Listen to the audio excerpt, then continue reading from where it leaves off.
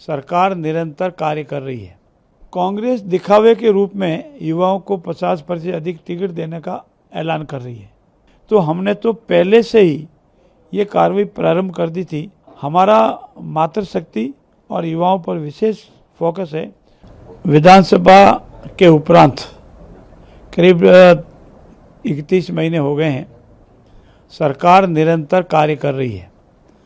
जनहित के मुद्दों पर, विकास के कार्यों पर, बजट की क्रियान्विति पर और जो पेयजल की योजनाएं कांग्रेस राज में अटकाई हुई, लटकाई हुई, भटकाई हुई थी, उनकी क्रियान्विति पर, राइजिंग राजस्थान पर, बेरोजगारों को रोजगार देने के, माताओं बहनों और SC/ST भाइयों के सर्वांगीण विकास के लिए जो ऐतिहासिक विकास के कार्य, उसके आधार पर हम जनता के बीच में अपनी विकास के कार्यों के आधार पर, हमारे कार्यकर्ताओं की अथक मेहनत और संकल्प के आधार पर, हमारे देश के यशस्वी प्रधानमंत्री आदरणीय नरेंद्र मोदी जी के विजन और हमारे यशस्वी मुख्यमंत्री आदरणीय भजन लाल जी के संकल्प के आधार पर हम जनता के बीच में जा रहे हैं।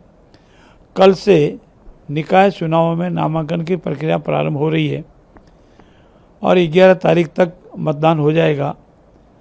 मैंने जो जनता में रुझान देखा है, विकास के कार्यों के प्रति जनता का जो विश्वास जगा है, आम जन को ये लगा है कि हमारी सरकार है और भविष्य में भी ये सरकार रहने वाली है।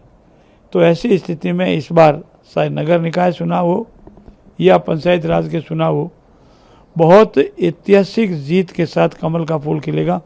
ये मैं हमारे बीजेपी कार्यकर्ताओं की अथक मेहनत, विकास के कार्यों और देश और प्रदेश के शीर्ष नेतृत्व का जनता में जो विश्वास है, उसके आधार पर कह सकता हूँ।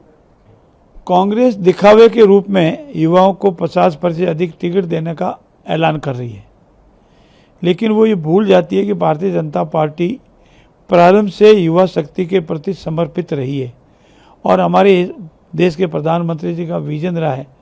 युवा तरुणाई को हमें आगे लाना जरूरी है।